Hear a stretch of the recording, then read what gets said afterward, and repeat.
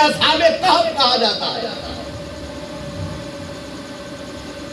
غار میں چھپے، جب 300 سال انہیں سوئے ہوئے ہو گیا، اللہ نے وہاں نیند طاری فرمائی۔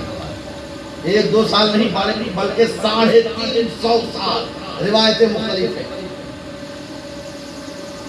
جب 350 سال بعد کا جو بادشاہ ہوا نا، وہ بڑا نیک تھا، بڑا اچھا بادشاہ تھا، غالباً دقیانوس اس کا نام تھا، بڑا خدا ترس بندہ تھا، لوگوں کو ڈراتا تھا اللہ سے کہ ڈرو، اس لیے کہ میدان محشر میں پھر حساب دینا ہے، وہاں رب کے سامنے حاضر ہونا ہے، ایک ایک چیز کا حساب دینا ہے رب کے سامنے۔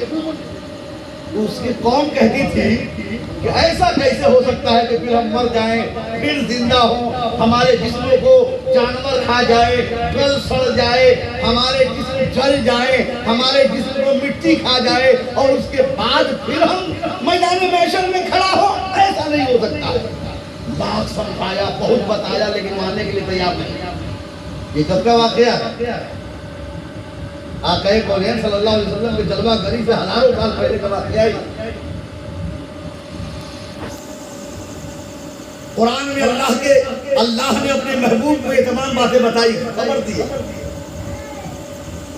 جب لوگ نہیں مان رہے تھے کہ مرنے کے بعد اللہ کیا جانا ہے، وہ دقیانوس بادشاہ جو تھا نا، ٹاٹ کا لباس سے بتل کیا، اور ٹاٹ کا لباس پہننے کے بعد ایک کونے میں پہنچا ہے، اللہ کی بندگی کرنے لگا اور دعا کی کہ رب قدیر انہیں کچھ ایسا دکھا دے جسے دیکھنے کے بعد انہیں یقین ہو جائے کہ مرنے کے بعد پھر زندہ بھی ہونا ہے۔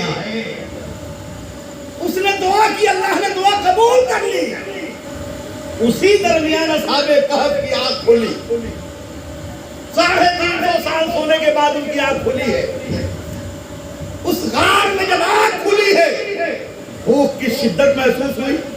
ایک سے کہا کہ جاؤ بازار سے کچھ خرید کر لے کر آؤ، پورا قرآن میں واقعہ موجود ہے۔ کہا بازار سے جاؤ لے کر آؤ۔ ایک نکلا بازار میں، جب پہنچا حلوائی کے یہاں، کھانا پیک کروایا، اس کے بعد جب اس کو اس دور کا پیسہ دیا نا، اس نے کہا یہ پیسہ تمہارے پاس کہاں سے آ گیا؟ یہ تو 300 سال پہلے کے بادشاہ کا پیسہ ہے، یہ تمہارے پاس رقم اور یہ دینار یہ درہم کہاں سے آ گئے؟ اس نے کہا کہ ارے بھائی ہمیں چند دن تو ہوئے، یہ کیسی بات کر رہے ہو تم کہ 300 سال پرانا 350 سال پرانے یہ پیسے لے کر آ گئے ہو تم؟ اس نے کہا کہ نہیں بھائی، آج کا پیسہ کوئی دوسرا ہے، یہ تم کو کوئی خزانہ ہاتھ لگ گیا ہے؟ کہا نہیں، کوئی خزانہ نہیں لگایا ہاتھ۔ کہا یہ پیسہ لائے کہاں سے؟ کہا جس بادشاہ کے حکومت میں ہم جی رہے تھے ہم وہیں سے پیسہ لے کر آئے۔ یہ بات بڑھی، اس بازار میں بات ہونے لگی کہ شاید اس کو کوئی خزانہ ہاتھ آ گیا ہے۔ بادشاہ کے سپاہیوں تک یہ بات پہنچی، وہ پکڑ کے لے گئے بادشاہ کے پاس کہ یہ پیسہ تمہارے پاس آیا کہاں سے؟ یہ تو 300 سال پہلے 350 سال پہلے کے بادشاہ کے پاس کا یہ اس کا مہر لگا ہوا ہے اس میں، آج کا تو یہ پیسہ کوئی خزانہ ہاتھ لگ گیا؟ اس نے کہا کوئی خزانہ ہاتھ نہیں لگا۔ پورا واقعہ سنایا کہ اس کے ظلم سے ہم چند لوگ وہاں سے بھاگے تھے اور ہم آگے غار میں پناہ لیے تھے، اللہ نے ہم پر نیند طاری فرما دی تھی، اور اتنا سال گزر گیا آج ہم زندہ ہے۔ پورے شہر والوں کو بادشاہ نے دقیانوس نے اعلان کروایا کہ جو لوگ نہیں مانتے ہیں کہ مرنے کے بعد زندہ ہونا ہے، وہ لوگ اکٹھا ہو جائیں۔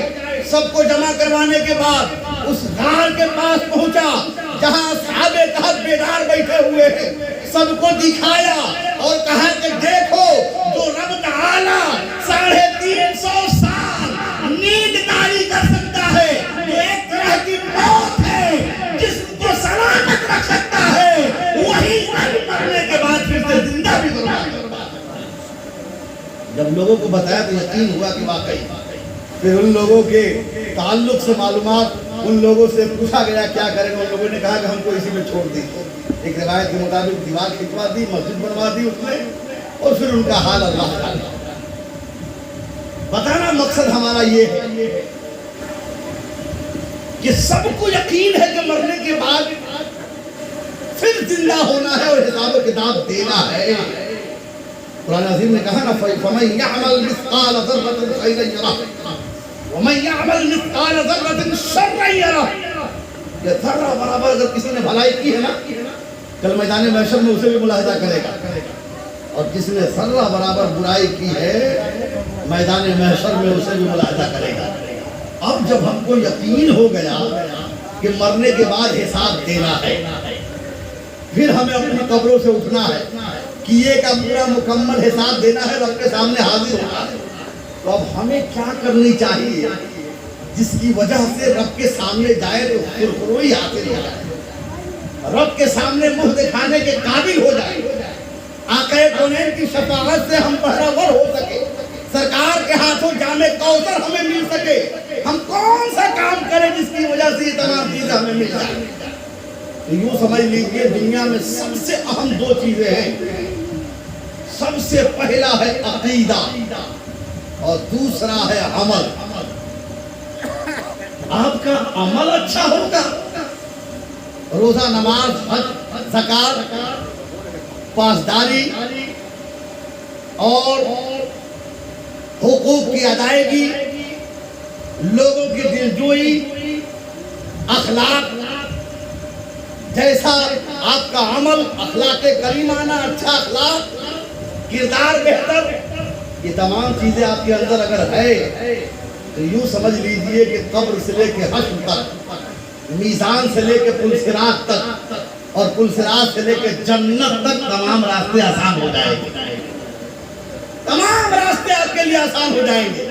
لیکن اگر ان چیزوں کا ذخیرہ نہیں ہے تو پھر قبر سے ہی شروع ہو جائے گی پریشانیاں، اور قبر سے لے کر ہر لمحے لمحے آپ کو پریشانیوں سے گزرنا پڑے گا۔ یہ ہے اعمال کا معاملہ جس کے تعلق سے آج بہت سارے لوگ جھگڑ رہے ہیں، نماز ایسے پڑھنی چاہیے، ایسے معاملات کرنے چاہیے، یہ کرنا چاہیے، یہ نہیں کرنا چاہیے، یہ سب اعمال ہیں۔ اگر کوئی مزار پہ جا کے سجدہ کر رہا ہے تو دو صورتیں ہیں اس کی، اگر خدا سمجھ کے سجدہ کر رہا ہے تو کفر ہے، اور اللہ کا نیک بندہ سمجھ کے سجدہ کر رہا ہے تو حرام ہے۔ تو پہلی جو صورت ہے خدا سمجھ کر، میں سمجھتا ہوں کوئی مومن ایسا نہیں کرتا، خدا سمجھ کر کوئی ایسا نہیں کرتا۔ تو دوسری صورت میں آئے گا حرام، حرام سے بندہ گنہگار تو ضرور ہوتا ہے، لیکن چاہے جتنا بڑا حرام کاری کرنے والا ہو اس سے اس کا ایمان ختم نہیں ہوتا ہے۔ یہ عمل ہے۔ قبر سے لے کے حشر تک اگر خرافاتوں میں، ان حرام کاری میں، گناہوں میں مبتلا رہے تو حساب دینا پڑے گا، پریشانیوں سے گزرنا پڑے گا۔ یہ عمل ہے۔ نماز پابندی سے نہیں ادا کی تو آپ کو حساب دینا ہوگا۔ اور پھر عمل کے معاملے میں آج تو بڑا اچھا بہانہ ہے، لوگ کہتے ہیں مولانا سے فرصت نہیں ملتا ہے، دن بھر ہم کام میں رہتے ہیں، دکانوں پہ رہتے ہیں، اور ہمیں ٹائم ہی نہیں ملتا ہے کہ ہم مسجد میں جا سکیں، ہمیں فلاں چیز کے لیے ٹائم نہیں ملتا ہے۔ آپ کو پتہ ہے ہر چیز کے لیے مثال پہلے ہی سے موجود ہے رب کی طرف، رب کے یہاں۔ ہم کسی چیز کا بہانہ نہیں کر سکتے کہ ہمیں ٹائم نہیں ملتا ہے، ہمیں وقت نہیں ملتا ہے۔ ایک بزرگ فرماتے ہیں کہ اگر مسجد میں کوئی نہ جائے تو یہ تصور نہ کرے کہ اسے وقت نہیں ملا، بلکہ یہ سوچے کہ کون سے گناہ کیے ہیں جس کی وجہ سے رب اپنے گھر سے آنے ہی نہیں دیا۔ یہ تصور کرے نا کہ کیا وجہ ہے کہ رب کے گھروں پہنچ ہی نہیں سکا اور وقت نہیں ملتا ہے۔ ایک بزرگ ہے جن کا نام حضرت شری سکتی رحمت اللہ تبارک و تعالیٰ نے، آپ فرماتے ہیں کہ میرے استاد نے 40 سال تک نہ روٹی کھائی، نہ چاول، نہ گوشت، نہ مچھلی، نہ طرح طرح کے پکوان، بلکہ 40 سال وہ صرف ستو پیتے رہے۔ ایک دو دن نہیں، آج ایک ہفتہ گوشت نہ ملے تو مسلمان بے قرار ہو جائے گا، ایک ہفتہ لذیذ کھانا نہ ملے تو آدمی پریشان ہو جائے گا، زبان اتنی تیز ہو چکی ہے۔ لیکن یوں سمجھیے کہ اپنے زبان کو جب آدمی کنٹرول میں رکھتا ہے تو پھر اس کا نفس بھی اسی وجہ سے دھیرے دھیرے کنٹرول میں آتا ہے۔ جہاں سے تمام چیزوں کا صدور ہونا ہے وہی کنٹرول میں نہیں ہے۔ سرکار فرماتے ہیں نا، دو چیزیں ہیں، ایک دل اور ایک زبان، جس نے ان دو ٹکڑوں کو محفوظ کر لیا، جس کا یہ دو ٹکڑا سلامت رہا اس کا پورا جسم سلامت رہا، اور یہ دو ٹکڑے جس کے برباد ہو گئے اس کا جسم بھی برباد ہو گیا اور اس کا عمل بھی خراب ہو گیا۔ किसी ने पूछा कि हुजूर गोश्त भी अल्लाह की नेमत है, चावल भी अल्लाह की नेमत है, रोटी भी अल्लाह की नेमत है, कभी उसे भी खा लिया कीजिए, सिर्फ सत्तू पीते हैं। आज कहते हैं ना टाइम नहीं मिलता है, अब सुनिए कि कैसे टाइम मिलता है। हुजूर नेमत है, खा लिया करे, कहा यकीनन नेमत है, इनकार नहीं है इससे, लेकिन जानते हो मैं सत्तू क्यों पीता हूँ? शरीफ सत्ती रहमतुल्लाह अलैह लिखते हैं कि फरमाया उनके उस्ताद ने कि मैं सत्तू इसलिए पीता हूँ ताकि जल्द अज जल्द खाना भी खा लूं, पेट भी भर जाए और हर लम्हा में अल्लाह की बंदगी ही करता रहूं। कहा चावल नहीं खाता हूँ, एक मर्तबा अगर एक लुकमा चबाऊंगा ना तो जो हक है लुकमा चबाने का उतने देर में मैं 10 मर्तबा सुभान अल्लाह कह लूंगा। एक लुकमा रोटी जो खाऊंगा तो उसमें मैं 10 मर्तबा अल्हम्दुलिल्लाह कह लूंगा। मैं बार बार सत्तू इसलिए पीता हूँ कि मेरा पेट भी भर जाए और मेरा कोई लम्हा अल्लाह के याद से गाफिल भी न हो। आज हम कहते हैं कि टाइम नहीं मिलता, देखिए बुजुर्ग को वो सत्तू पी रहे हैं इसलिए ताकि हर लम्हा जो वक्त बच जाए हमारे पास उसमें अल्लाह की बंदगी कर सके। आज तो 24 घंटे में आदमी वक्त निकालता है कि कब कब हम मोबाइल देख सकते, कब कब हम अपना आमाल जाये कर दे। इन चीजों की तरफ तवज्जो ही नहीं है मेरे भाई। कहीं ना कहीं इसकी वजह हमारे आमाल की खराबियां हैं, जिसकी वजह से हमें समझ में नहीं आता है कि हम क्या कर रहे हैं और क्या करना चाहिए। ये दूसरा जुज मैंने पहले सुना दिया। अब पहला जुज जो सबसे अहम है वो मैं आपको सुना और अपनी बात खत्म कर दूंगा। पहला जुज सबसे अहम क्या है? वो है अकीदा। आक़ा कौन सा ने फरमाया कि मेरी उम्मती ईसा अलैहिस्सलाम बनी इस्राइल जो है वो 72 फिरकों में बट गए थे और मेरी उम्मत 73 फिरकों में बढ़ जाएगा। एक सादा होता कुल्लुहुम फिन्नार इल्ला वाहिदा, सब के सब जहन्नम में जाएंगे सिर्फ एक को छोड़कर। सहाबा ने पूछा या रसूलल्लाह वो कौन है? फरमाया मा अना अलैहि व अस्हाबी, कि जो मेरे और मेरे सहाबा के तरीके पर होंगे वही जन्नत में जाएंगे। अब सवाल ये उठता है कि हर फिरका ये कहता है कि हम ही उस तरीके पर हैं। तो सबसे पहला जो उसूल इस बारे में आपको ख्याल रखना है वो ये है कि आप देखें कि खुलफाए राशिदीन का तरीक़ा कार क्या था।